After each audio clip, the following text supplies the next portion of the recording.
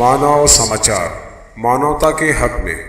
नमस्ते दोस्तों, मैं हूँ वर्षा सोनोने और आप देख रहे हैं मानव समाचार। जालना बाजार में पुलिस ने 2 तलवारों समेत 3 बाइकें जब्त कर ली है और आरोपियों को जकड़ा बेड़ियों से। जालना में फिर से पुलिस ने 2 तलवारों के साथ 3 बाइकें जब्त की है। बाजार थाने के पुलिस निरीक्षक प्रशांत महाजन को गोपनीय सूचना मिली कि कादराबाद में रहने वाले दीपेश नवमहलकर के पास अवैध हथियार है। इसके बाद पुलिस की एक टीम आरोपी के घर भेजी गई और तलाशी ली गई।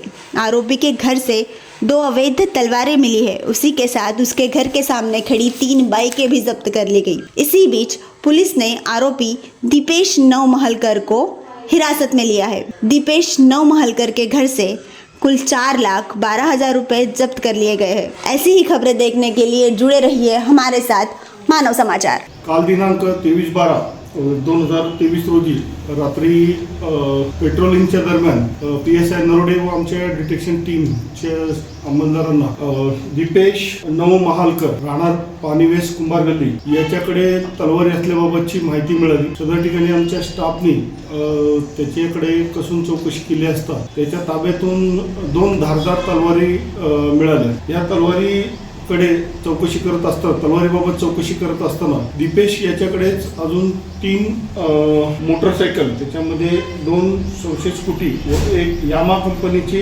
R15 मोटरसायकल अशी निनावी नंबर प्लेटच्या गाड्या मिळालेल्या आहेत। त्या आम्ही ताब्यात घेऊन त्यांच्यावरती आर्म्स ॲक्ट 425 प्रमाणे गुन्हा दाखल केलेला आहे। तसेच या गाड्यांबाबतही आम्ही त्याच्याकडे कसून चौकशी करत आहोत। असा एकूण काल सदर बाजार पोलिसांनी 4,12,000 रुपयाचा मुद्देमाल जप्त करण्यात आलेला आहे। या कामगिरीमध्ये PSI नरोडे त्यांच्यासोबत पोलीस हवालदार जाधव, पोलीस हवालदार पवार, नसीम पठाण, भरत ढाकणे, करतारे व इतर असे आमचे सर्व सहकाऱ्यांनी या ऑपरेशनमध्ये सहभाग घेतलेला आहे। सर, आरोपी ताब्यात आहेत का आणि कोण आहे? आरोपीचं नाव दीपेश नवमहालकर आहे। त्याला ताब्यात घेण्यात आलेलं आहे।